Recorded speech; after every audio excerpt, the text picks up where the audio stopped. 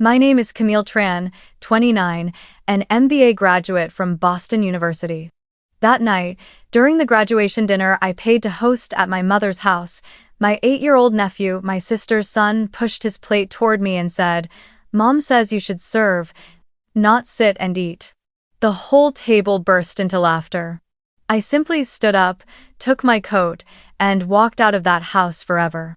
That night, my mother texted, "If you're going to sulk like that, then don't come back." I answered with only one line. "All right. And the money won't come back either." Have you ever been treated like a housemaid by your own family? Tell me where you are watching this from, because I truly want to know how far my story will travel. Thank you so much. I was born and raised in Newton, a quiet suburb of Massachusetts, the kind of place where lawns are neatly trimmed and neighbors wave when they pass, but no one really wants to know what happens behind closed doors. To most people, my family was the model of a successful Vietnamese-American household. My mother was a nurse, my father had been a mechanical engineer in Waltham, and the two daughters were well-behaved and academically strong. But behind those white-painted walls and the framed Tet holiday photos hung neatly along the hallway, there was something no one ever said out loud: the imbalance between the two daughters. My sister Monique was always my mother's pride. She had a sweet voice, graceful mannerisms, and the ability to make people soften with just one line. "I'm tired, Mom." And I, Camille, was the obedient one, the self-sufficient one, and because of that, the invisible one. From a young age, I learned that the less I demanded, the more my mother loved me, or, more accurately, the less she was bothered by me.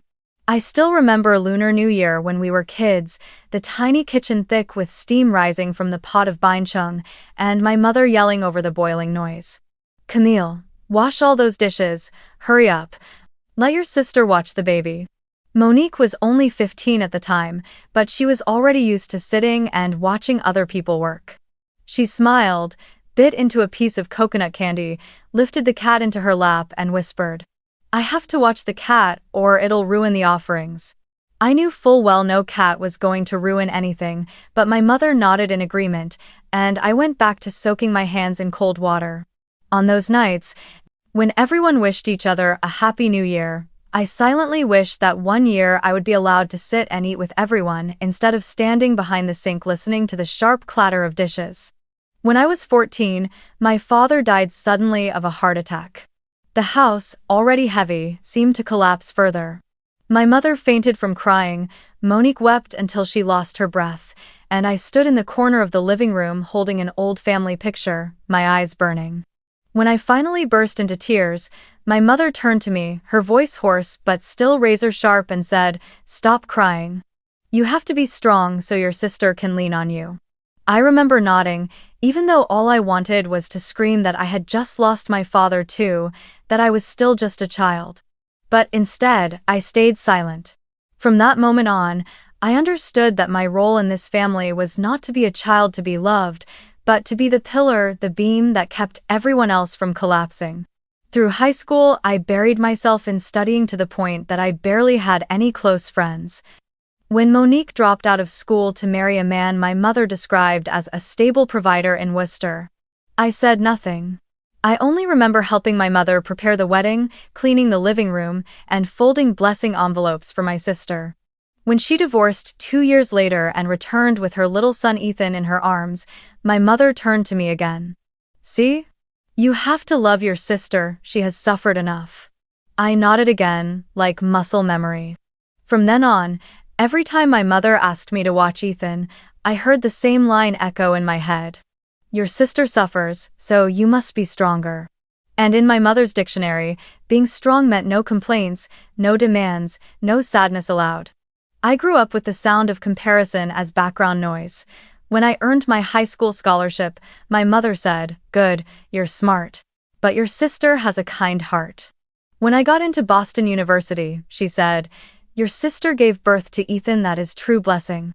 And when I worked night shifts to help with the household bills, my mother smiled and patted my shoulder. "You're so good, always thinking of the family. Nobody asked, and you still help." I smiled back, because sacrifice was the only currency I knew that could buy me a sliver of recognition. The house in Newton was small but packed with obligations. Every corner seemed to hold an unspoken lesson. That love was not unconditional, that sacrifice was the price of being allowed to remain in the family. I do not know when I learned to be silent. Maybe it was the day I watched my mother ladle more soup into Monique's bowl while I ate leftovers. Maybe it was the day she told me not to cry when my father died. Or maybe it was the moment I understood that, to be loved by my mother, I had to be the most mature person in the house even when I was only 10 years old. And so I grew up that way quietly, enduring, teaching myself how to live without comfort. In the eyes of the neighbors, I was the good one, the daughter my mother could proudly mention at church gatherings. My girl takes care of everything by herself, never bothers anyone. But to me, those words sounded like a sentence. That girl does not need to be loved. College years were brutally hard. I studied on campus by day, poured coffee in a small shop on Commonwealth Avenue by night. On weekends, I shelved books in the library until my fingers cracked from paper and dust. But I never complained. I had long stopped expecting anyone to listen, so I did not speak.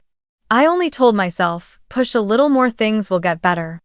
The day I graduated, a light rain fell. In the crowd of students throwing their caps in the air, only my mother sat in the audience. Monique said she could not come because Ethan has a cold.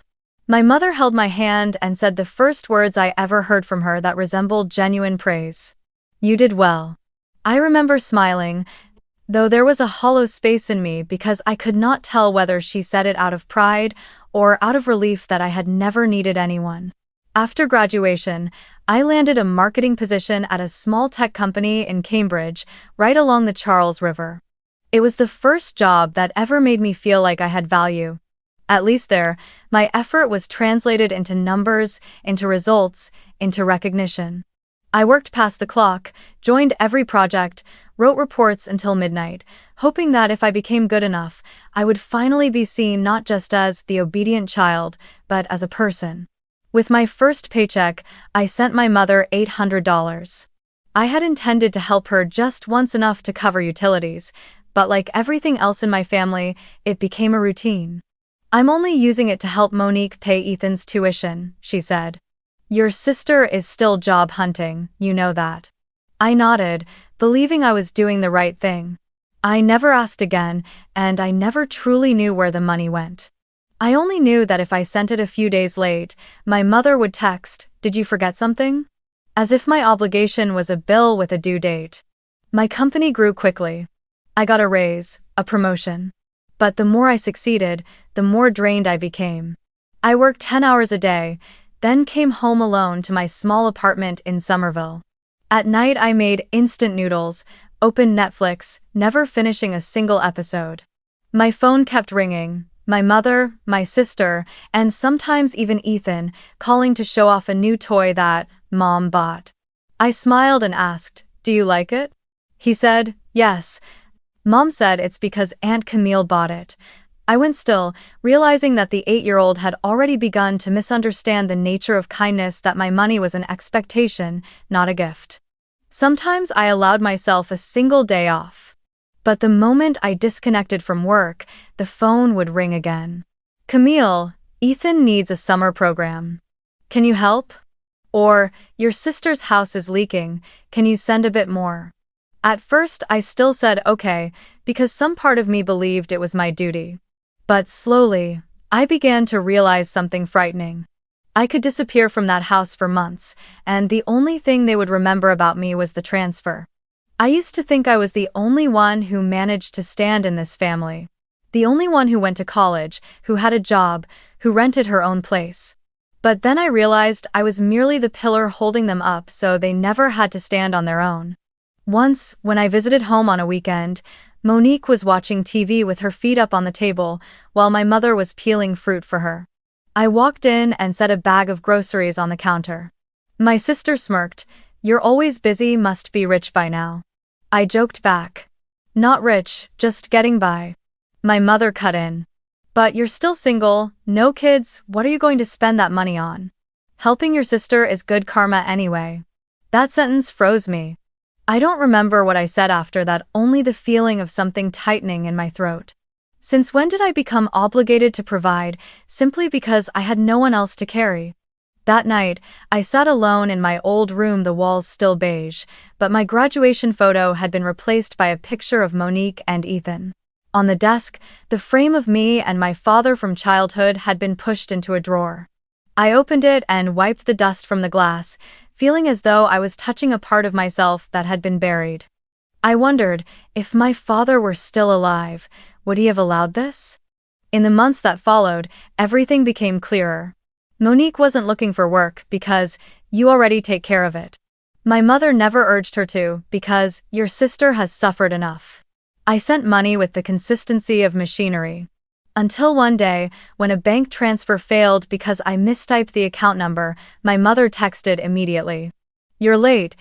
Monique needs to pay for the class." There was no hello, no thank you. Just a cold reminder, as if I were an employee missing a deadline. One afternoon, when coworkers invited me out to eat, I joked, "I have to go home early, I need to send money to my little family business."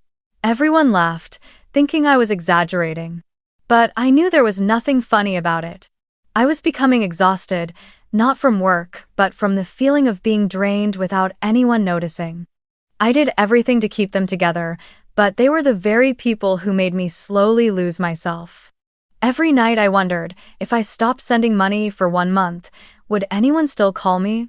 And then I feared the answer was already too obvious. The day I received my MBA at Boston University, the May sky was so gentle and blue that I thought maybe I was entering a new phase of my life, one where I could finally be proud of myself, not to prove anything to anyone, but simply to feel that I was finally enough. I remember when my name was called during the ceremony, I looked around hoping to see my mother or Monique in the audience. But their seats were empty. I smiled to myself and whispered, "It's okay, they're busy." I was used to it.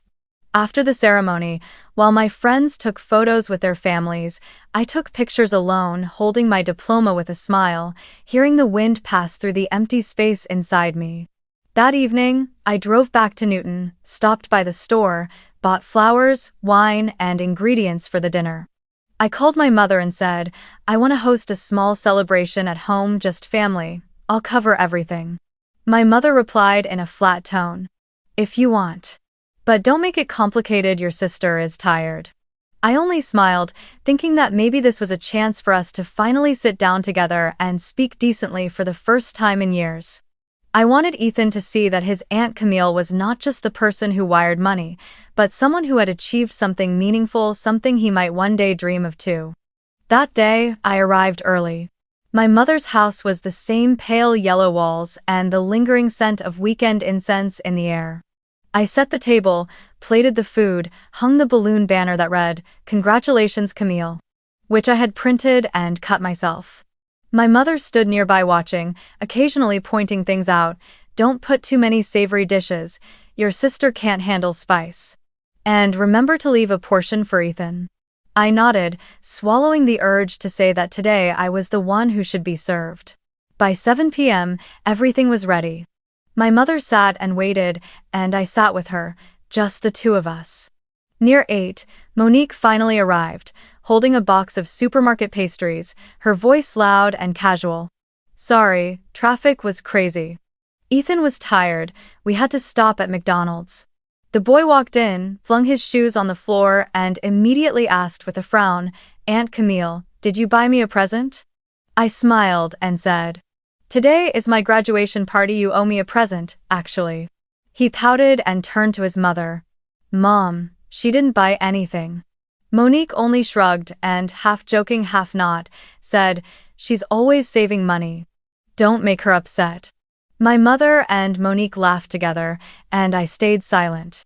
When dinner began, I tried to keep the mood light. I told them about my thesis project being nominated for the Innovation Award, a digital marketing strategy study I had worked on for 8 months. My mother nodded but kept her eyes on Monique as she said, "Did you hear that? Your sister is so smart, later she can help you find a job at a good company." Monique laughed, "Sure, if she wants. I can introduce her to a few friends who are hiring." That line flipped our roles in an instant. The person with an MBA became someone seemingly in need of help. I smiled it off, telling myself it wasn't worth reacting to. As I poured more wine, I noticed Monique only lifted her glass for show, never looking at me. My mother, as always, cared only about whether Monique had enough to eat. "Ethan, do you want more roasted chicken?" she asked. "No," he replied with a pout, "I want a hamburger." Monique answered lazily, "Just eat this, I'm tired." Then my mother turned to me, issuing it like an instruction. "Camille, can you make him a sandwich? He's used to eating that." I stood up and walked to the kitchen without a word. I wasn't angry, just tired of always having to be the one who gets up. While I was slicing bread, I heard laughter spill out from the dining room. My mother was telling a story about how Monique was once chosen as class representative, then added, "Your sister has always had leadership talent, and you are hardworking. The two of you complement each other, that's a blessing." I gave a thin smile and bit my lip so I wouldn't sigh out loud. Maybe I was wrong to think tonight would be different.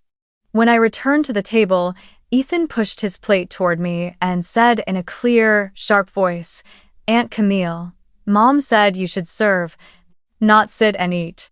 I heard every syllable as if someone was tapping a metal spoon against my ribcage. The room went quiet for 1 second, then erupted into laughter. My mother laughed, leaning toward Monique as she tapped her shoulder. "Children tell the truth, how adorable." Monique covered her mouth, but her laughter was not quiet. My uncle, the same one I sent Christmas cards to every year, shook his head and chuckled, just like his mother, quick and clever. Seeing everyone laugh, Ethan laughed even louder, glowing under the praise. I sat there, with a plate of food that had gone cold, and realized I no longer tasted anything. I once imagined that the pain of being belittled would feel like rage, but it didn't. It was cold. Cold to the point that it froze me in place. I couldn't cry, I couldn't respond. All the sounds around me seemed to pull away the laughter, the clinking of glasses, the scrape of knives against plates, all merging into one harsh white noise. I looked into my mother's eyes. She didn't look away, she only murmured, as if to smooth things over, "Don't be upset with a child, Camille. You know how hard your sister has had it." I asked back, my voice so calm it surprised even me. "Do you think that was funny?" My mother frowned, irritated that I had disrupted the mood. "Don't make a scene, everyone is enjoying themselves." "Everyone is enjoying themselves." I repeated it in my head, feeling something clamp around my chest. They were enjoying themselves while reminding me that my place was to stand and serve, not to sit at the same level. I lowered my gaze to my hands, the same hands that wrote my thesis through sleepless nights, that signed contracts, that transferred money here month after month, and now they trembled slightly. I stood up and pushed my chair back, the wood scraping against the floor with a dry sound. Monique looked up. "Where are you going? We haven't even cut the cake." I said, evenly, "Go ahead, I'm full." She laughed. "Are you mad? You're being dramatic again." I didn't answer. I just walked into the living room, took my coat, and slipped my arms into the sleeves. No one stood up. No one asked, "Are you okay?" or "What's wrong?"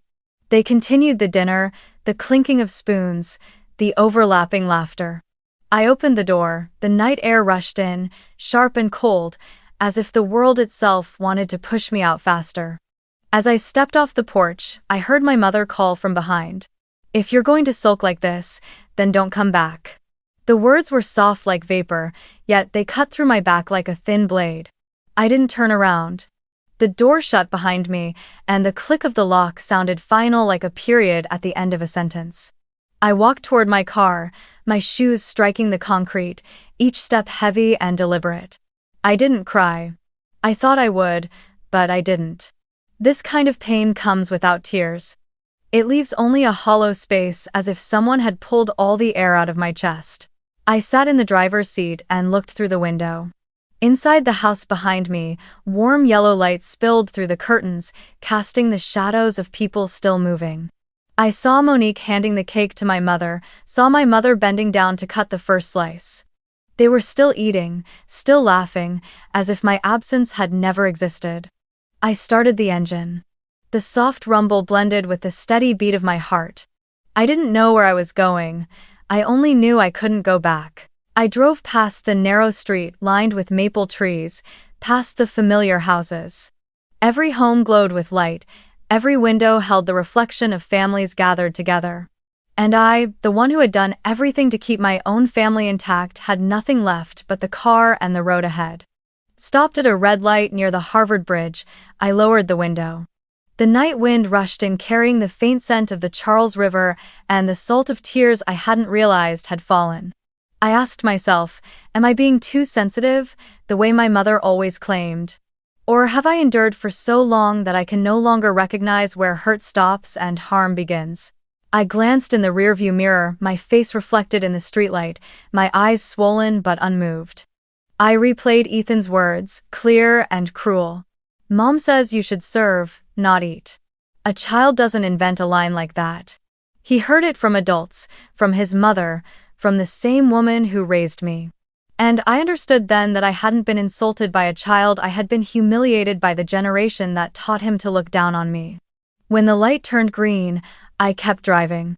The city at night was quiet, only a few slow cars on the boulevard.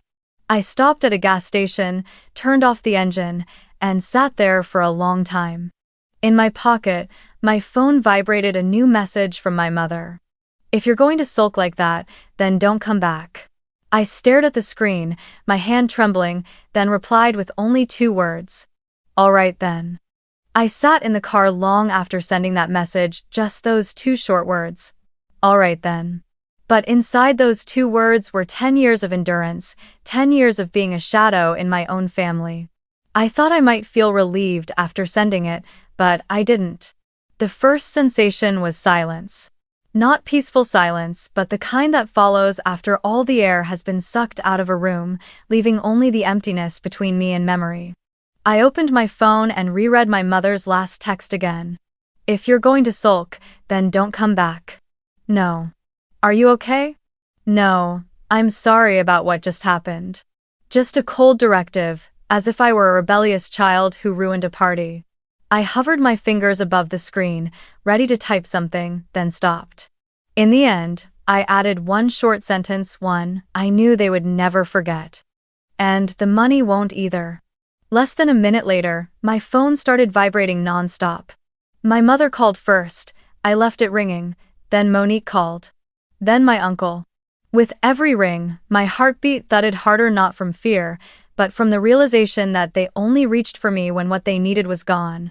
I let every call go unanswered. After several attempts, the ringing turned into messages my mother wrote, no longer calm. What do you mean? Don't joke like that. Ethan still needs tuition, your sister hasn't gotten assistance yet. Another message followed immediately. I know you're angry, but you can't punish the whole family like this. You're educated, don't be selfish. Selfish. I stared at that word for a long time, then laughed.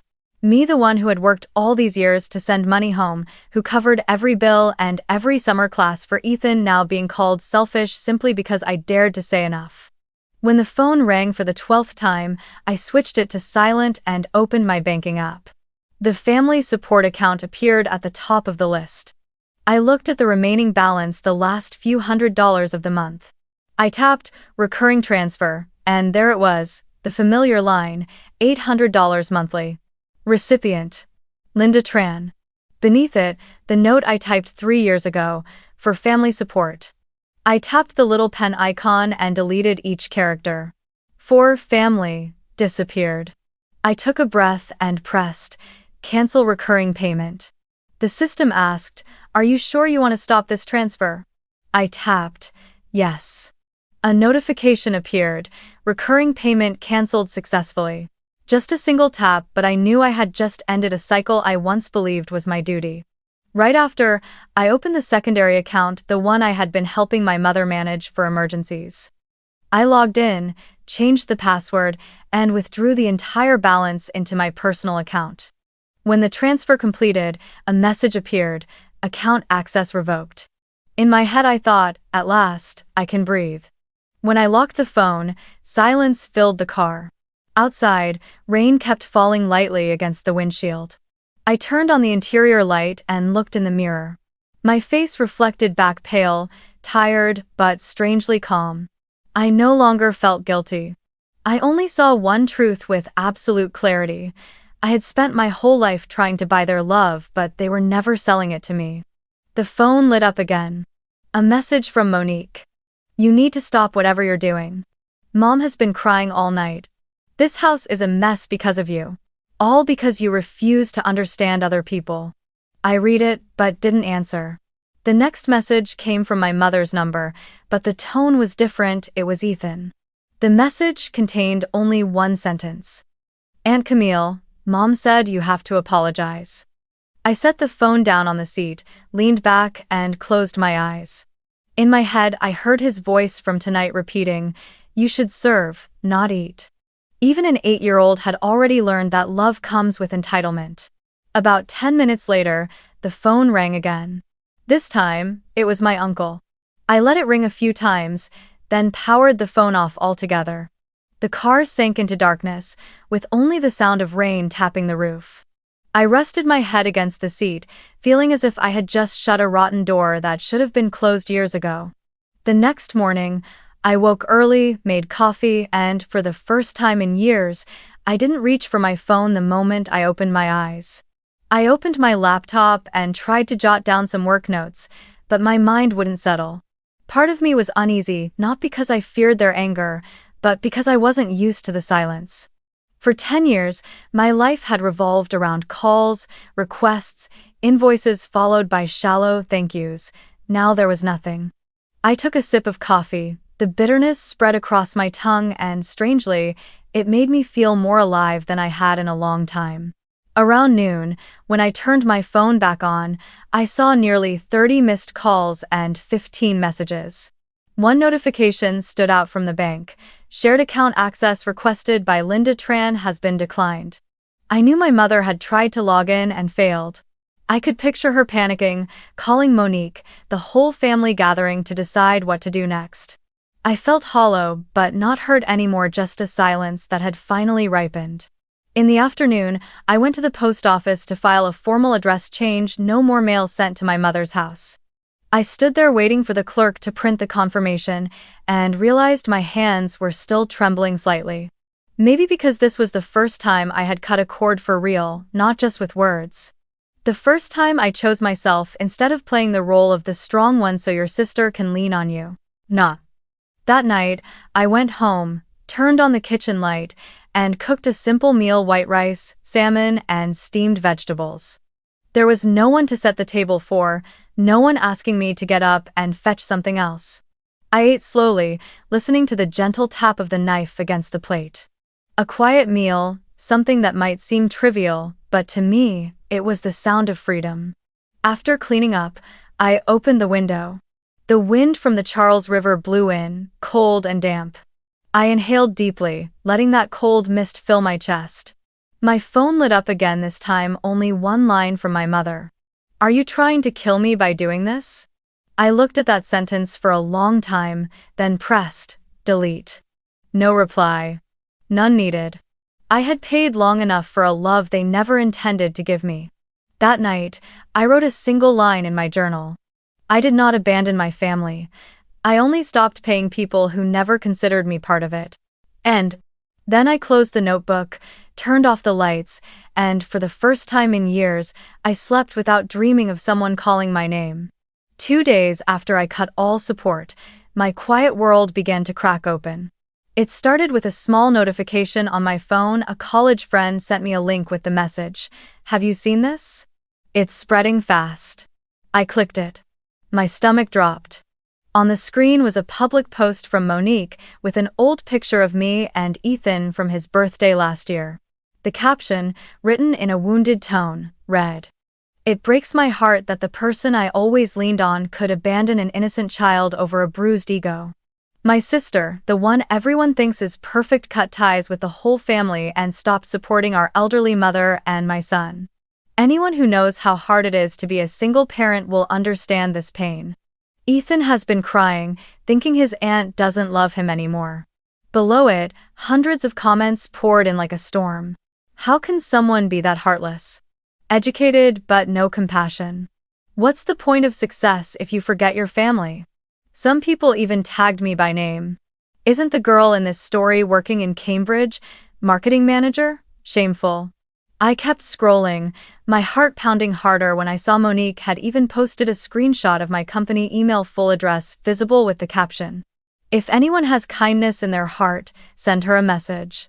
Maybe she needs to be taught what humanity looks like. I sat frozen in front of the screen, unable to comprehend that my sister, the person whose life I had carried on my back, would weaponize social media to publicly smear me. From that day on, my work inbox began to flood with messages. Some people wrote lines sharp as knives. "A selfish woman like you will die alone. Unbelievable cruelty. That poor child. You should be fired. Does your company know what kind of person you are?" I read a few and stopped. I couldn't believe how strangers could eagerly condemn someone they had never met, based solely on a one-sided narrative. But what hurt me most was not the comments, it was realizing that Monique had turned this into a moral performance to harvest the pity I once gave her freely and without condition. The next day, HR called me in. The HR manager, a woman named Sarah, slid a phone across the table toward me, her voice gentle but firm. "Camille, we've received quite a few emails about this post. I don't know what is going on between you and your family, but it seems to be spreading." I looked at the screen. My photo had been cropped and captioned, "The cold-blooded manager from Cambridge." I answered quietly, "It's a family matter, I'll handle it." Sarah nodded, placed a hand on my shoulder, and said softly, "Just remember, silence isn't weakness. Sometimes it's the only way to keep yourself safe." I left the conference room and walked straight outside. Standing in the courtyard, I looked up at the Boston sky, pale blue and shimmering in the sunlight. Everything around me continued as normal, students crossing the plaza, buses stopping at the curb, but in my small world, everything was breaking. That night, I opened Facebook. Hundreds of messages waited. Half were accusations, the other half thinly veiled insults. I skimmed a few lines, then deactivated my account entirely. I couldn't sleep. Every time I closed my eyes, I saw Monique's face, heard her voice sweet but sharp as a blade. "You should serve, not eat." It turned out she was simply continuing to serve her ongoing performance, and I was still just a prop for her to shine in the role of the poor, wounded victim. On Tuesday morning, my phone rang again. An unknown number. I was about to ignore it, then noticed the caller ID said, "Teacher, Miss Hernandez." I remembered she was Ethan's homeroom teacher, the one who sent me a thank you card last year for sponsoring the class reading program. I hesitated for a few seconds, then answered. Her voice was gentle, slightly unsure. "Hi, Camille. I'm sorry to call out of the blue, but I thought you should know this. Ethan has been saying some things that worry me." My grip on the phone tightened. "What did he say?" "He told his classmates that Aunt Camille is our housemaid." When I asked him to clarify, he said his mother told him that. He didn't seem confused, he said it as if it were a fact. I assumed maybe the family is going through something, but if there's any way to clarify things for him, it might be better. I stayed silent. I didn't know whether to laugh or cry. The teacher, thinking I was only shocked, continued. "I don't want to intrude on your private matters, but children absorb things easily. I just thought you should be aware so you're not misunderstood." I thanked her, told her I would handle it, and hung up. I sat for a long time, staring at an old photo on my desk, the one of me and Ethan decorating his 6th birthday cake. In that picture, I was smiling, and he was looking up at me with wide, innocent eyes. I once believed that look meant affection. Now I understand. He never truly saw me. He only saw the version of me his mother described. Miss Hernandez's words echoed in my head. "Aunt Camille is our housemaid." I closed my eyes. Suddenly, fragments of memory collided: the times my mother told me to get up and clear the table. The times Monique asked me to pay her debts, the nights I cooked while they laughed at the table. They were all the same. I was never a member of that family. I was the service staff in that house. I unlocked my phone again. The inbox was overflowing with unread messages, and emails were still pouring in. But I no longer felt anger, only an exhaustion laced with clarity. It was as if someone had finally pulled a heavy curtain away from a window, and the light, harsh but honest, had flooded in. I realized that every cruel word, from my mother to Monique, from Ethan to strangers online, was just an echo of the same belief. And in that echo chamber, I had stayed silent for so long that they started to believe I would never answer. That night, I wrote in my journal, "They didn't just take my money, they took my narrative. But they cannot take the truth. I will let the truth speak by staying silent where it matters and showing up only when it counts." I turned off the lights and closed the curtains. In the dark, I could hear the rain beginning outside the window, steady, cold, and clean. And for the first time in weeks, I no longer felt the need to defend myself.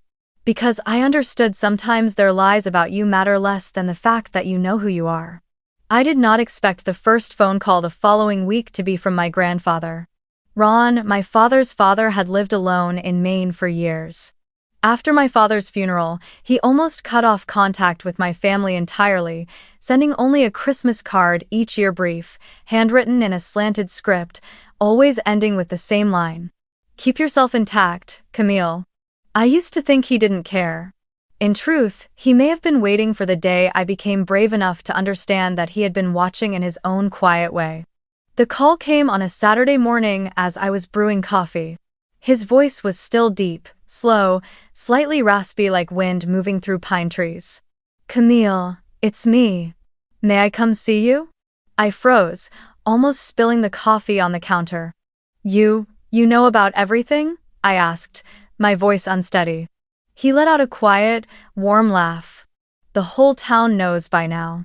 But don't worry, I've read enough to know you don't owe anyone an explanation." That afternoon, I met him at the train station. He looked exactly as I remembered: the worn thick sweater, the tilted cap, the oak cane in his hand. When he saw me, he didn't say a word. He simply opened his arms and pulled me into his chest.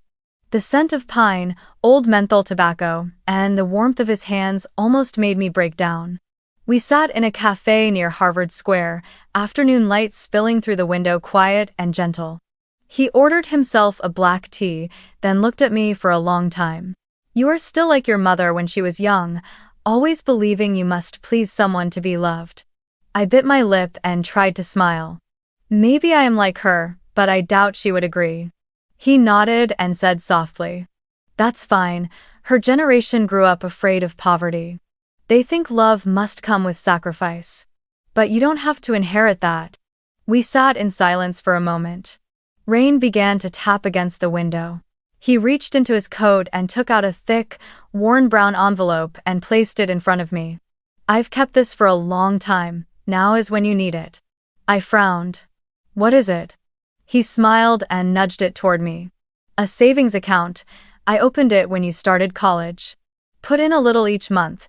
Called it the emergency fund for the day you finally learned how to say enough." I opened the envelope.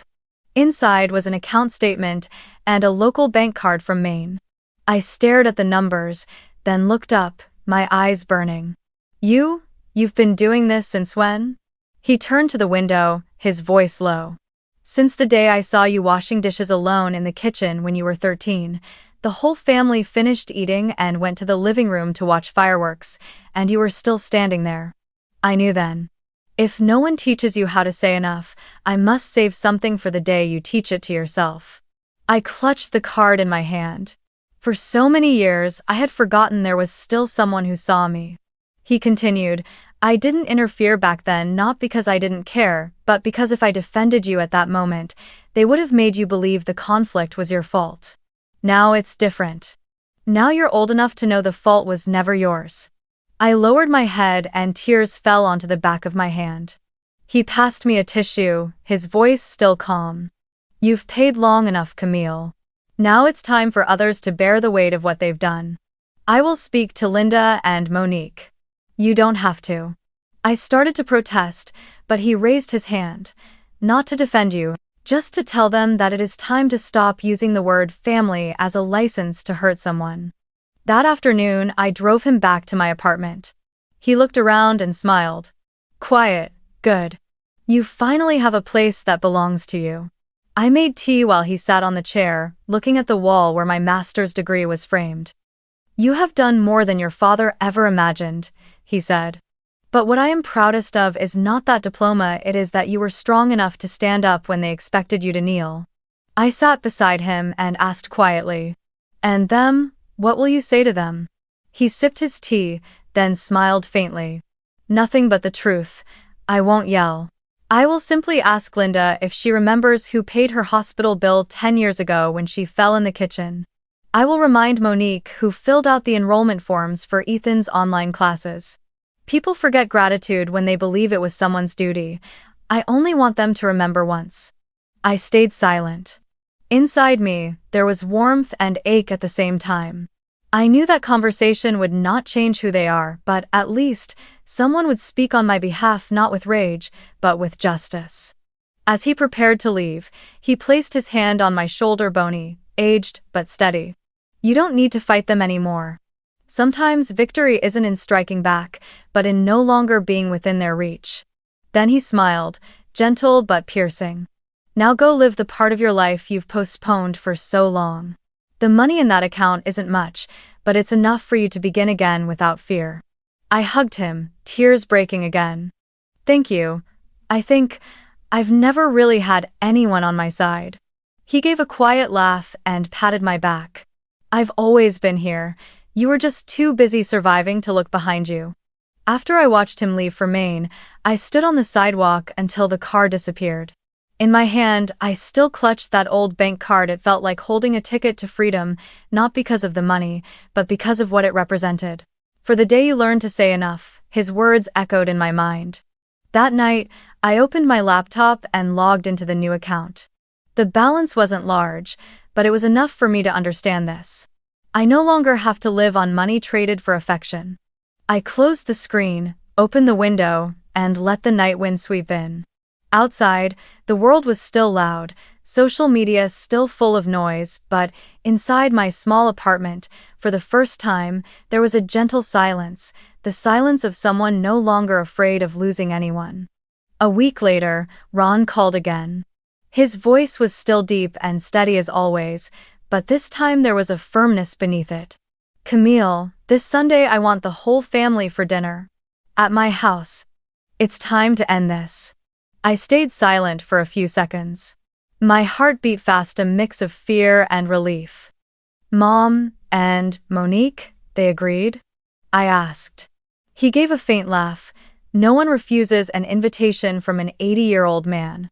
Especially after I told them if they don't come, I will show up at their door instead. Sunday, I drove nearly 3 hours to my grandfather's wooden house on the outskirts of Portland, Maine. The cabin sat beside a pine forest, its roof veiled in green moss, and the old fireplace glowed low and steady. He had prepared everything with care, a long table covered with a white cloth, porcelain dishes I remembered from childhood, and in the center a vase of wild roses. The smell of roasted meat mixed with burning wood created a strange warmth, though beneath it, I knew another storm waited. Around 6 o'clock, I heard a car stop outside. I looked out the window. My mother stepped out first in her familiar beige coat, clutching her purse. Monique followed, wearing sunglasses despite the dusk. Ethan trailed behind, eyes glued to his phone. I saw my grandfather standing on the porch, greeting them with a gentle smile. "Thank you for coming." No one replied. The air felt thick, like rain about to break. As they entered, my mother's eyes swept past me, cold and evasive. Monique met my gaze directly, her voice sharp. "Been a while. You look well. I guess silence suits you." I didn't answer, just nodded slightly. Ron cut in. "Sit down. Eat first, talk after. This house has one rule: whoever speaks, the rest listen until they're finished." We took our seats. The soft clink of cutlery against plates echoed in the tense quiet. My grandfather began. "I invited everyone here not to decide who is right or wrong. only so that each person speaks once without being interrupted. He turned to me. Camille, you start. I looked around the table, candlelight glinting on porcelain and on their faces. My mother, Linda, eyes tired and turned away. Monique, rigid and pretending composure. Ethan, fidgeting with his phone and sneaking glances. I drew a long breath, then began to speak. Ever since Dad died, I have done everything I could to keep this family intact. I began slowly. I worked extra jobs, sent money, paid tuition, paid hospital bills not because anyone forced me, but because I believed love must come with responsibility. But then I realized to you and Mom, love only has value when it comes with money. Monique lifted an eyebrow. So you're saying we used you? I answered plainly. No. I'm saying you got used to having someone carry everything for you without ever wondering how tired that person might be. The air in the room thickened. I continued, my voice steady. I'm not saying this to list what I've done. I'm saying it because I'm tired of being treated like an ATM. Tired of being called the housemaid by your child. Tired of being humiliated in a dinner I paid for. And what hurt the most was when Mom laughed with you. My mother lowered her head, saying nothing. Ron quietly refilled my teacup, as if to remind me I wasn't alone. I drew a breath and spoke clearly. From today, I want everything to be explicit. 1. Ethan will be withdrawn from the private school. I have already notified the school and stopped the tuition payments I used to cover. 2. If Monique continues to defame me online or contacts my employer again, I will file a harassment and defamation claim. 3. I require you to remove all posts about me on Facebook within 24 hours. If not, grandfather's lawyer will handle it. Monique shot to her feet, the chair screeching against the floor. You've lost your mind. You would sue your own sister? I looked directly at her, my voice calm and unwavering. You stopped being my sister the moment you turned me into a public spectacle. Blood relation is not a pardon for cruelty. The room went silent. Only the crackle of wood in the fireplace remained. Ron placed his hand on the table, his voice firm but not harsh. Monique, I read what you wrote. Those were not the words of someone hurt, they were the words of someone trying to destroy another person. I don't care why you wrote it, but I will not accept that in this family. Monique's fists tightened, her lips trembling. You always side with her, she said, her voice breaking. My whole life, everyone takes her side, and me?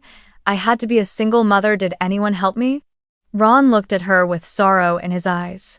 No one forced you to live that life, Monique. But you forced someone else to live theirs paying for yours. That is different. She shot to her feet and slammed her hand on the table. Fine, I'm leaving. If you want to listen to her, go ahead, but don't expect me to come back to this house again. Ron didn't try to stop her. He only said quietly, that is your choice. But don't forget Ethan is watching how you treat other people. She turned sharply and yanked Ethan's hand. Let's go. But the boy hesitated. For the first time, Ethan didn't look at his mother, he looked at me. I gave him a small nod. Go, sweetheart. No one here is making you choose sides. He lowered his head, then followed her to the door. The door closed. The sound of the engine started and faded away. At the table, only my grandfather, my mother, and I remained. The candlelight flickered across my mother's face, and for the first time I saw her eyes cloudy and trembling. She spoke softly, almost a whisper. I didn't know it would go this far. I looked at her, calm. You knew, you just chose silence. She clenched the napkin in her hand, her voice catching. I was afraid of losing Monique, afraid she would collapse. I answered quietly. And did you ever think about how many times I already did? She said nothing. Ron exhaled and gently slid the teacup toward me. Enough, child, you have said what needed saying. From here, let me handle it. Holland. I nodded, feeling both heavy and strangely unburdened. No one was shouting, no one was laughing. Only the truth remained in the air, cold but clear. Before leaving the table, I turned to my mother and spoke slowly. I don't hate anyone. I just refused to keep getting hurt. Then I stood, put on my coat, feeling as if I had just set down a stone I'd carried my entire youth. As I stepped outside, Ron followed and laid a hand on my shoulder. You did the right thing. Now live your life and let time take care of the rest. I looked back through the window. My mother still sat frozen at the table, the candle burning low. A chapter closed not with a slam, but with a breath and the faint scent of wood smoke in the night. Time passed slowly, as if everything in my life was learning to rearrange itself into a new order. After that dinner, Ron returned to Maine, and I drove back to Boston carrying a feeling that was part loss, part release. No one from the family called me afterward. Not because forgiveness had happened or realization had dawned, but because they no longer knew where to begin. And strangely, that silence, which once terrified me, had become the most precious gift. News about Monique reached me not long after. A longtime friend of my mother messaged me, her tone full of hesitant sympathy. Your sister's loan for Ethan's tuition got denied. I heard she's applying for public aid now. I read it without satisfaction, without triumph, only a stillness, flat and quiet. Monique, the one who once said confidently, I know how to manage, now had to face real life without the invisible monthly lifeline from the strong little sister. She took a night shift job at a nearby supermarket, working the register and restocking shelves. One late autumn evening, just after work, my phone rang. It was Monique. I stared at the screen for a long moment before answering. Her voice was raspy, tired. Camille, I just want to say, I don't hate you anymore. I'm just tired. I said nothing. She exhaled deeply. Ethan misses you. He keeps asking why you don't come anymore. I don't know what to tell him. I drew a slow breath and kept my voice steady. Tell him the truth, that I only leave places where I am no longer loved. She didn't reply, just silence, then she hung up. A month later, Monique came to my apartment. She stood at the door in an old coat, holding a bag of pastries. I just wanted to bring something, like a peace offering, she said, forcing a smile. I took the bag, nodded, but didn't invite her in. She looked around at the quiet, orderly apartment where the evening light filtered through the curtains, and murmured, You look so calm. I answered, Because I finally don't have to prove anything anymore. She nodded once, then turned away. I watched from the window as her figure dissolved into the crowd. For the first time, she didn't look proud, she looked human, tired, and learning how to stand on her own. Ethan, the child who was once innocent and cruel, transferred to a public school after Monique lost funding. No more car service, no more polished uniforms. At the new school, no one bullied him, but no one cared either. One evening, I received a video call. His face filled the screen, hair slightly messy, eyes still bright but stripped of the old careless arrogance. Aunt Camille, he said softly. I just want to ask, are you mad at me? I looked at him, my heart softening for a moment. I'm not mad, but I am not a maid, Ethan. And you need to relearn how to speak to people who love you. He stayed silent, lips pressed together. I saw his eyes glisten, then he gave a small nod. I'm sorry. I said nothing more. I simply smiled, then ended the call. I knew he still had much to learn. But at least, for the first time, Ethan was silent, not out of fear, but because he understood. As for my mother, Linda, she quietly vanished from all conversations. Without money, she lost the circle of friends who once surrounded her during little home gatherings. They never borrowed from her, but they came because she was the mother of Camille Tran, the successful daughter in Cambridge. When the scandal on social media died down, they drifted away as well. One day, I received a message. Daughter, I know I was wrong, but we all make mistakes, don't we? Stop being angry. Blood is blood. I read it and set the phone down. I did not reply. Because I understood that apology did not come from realization but from fear of abandonment. I do not hate my mother. I simply choose not to return to the place where I once disappeared. In the months that followed, I began to reclaim my rhythm. I learned to read slowly again, not to forget, but to hear my own voice. I cooked meals I liked without needing praise. I began attending small seminars for women in tech, and one day an invitation arrived from a colleague in the field. Camille, would you like to host the Women in Tech Talk podcast? Your voice is warm and steady. I smiled and said yes. Each time I went on air, I began with, if you have ever felt dismissed, overlooked, treated as someone who exists only to serve, then I understand you more than you think. And then I shared the story without names, without blame, only the lesson. That sometimes silence is not weakness, it is the moment you finally step out of the toxic smoke to breathe. Ron still sends photos of the garden behind his house from time to time. Wild yellow daisies glowing under sunlight, with a short caption, they bloomed early this year, like you. Some days he writes only one gentle question. Are you still all right? And I reply, I'm learning how to be at peace, Grandpa. He sends back only a single gray heart plain, but warm enough. One evening, as I was clearing the table, the kitchen light fell across the mirror. I saw myself no longer the girl who sat in her car crying after that graduation dinner, but a woman who now knows that silence can also be strength. I whispered, as if speaking to the old version of myself in the glass. We did it. We don't need anyone to acknowledge it. Then I wrote a note and stuck it on the fridge, a reminder for every morning. If you are being treated as invisible, walk out. You do not need an invitation to have a place in this life. End of. That night, I opened the window and let the wind in cool and clean. In the distance, Boston lit up. The city that once felt cold and unforgiving suddenly looked gentle. I smiled, poured another cup of tea, and thought, sometimes happiness is not being held onto, it is being brave enough to leave on your own.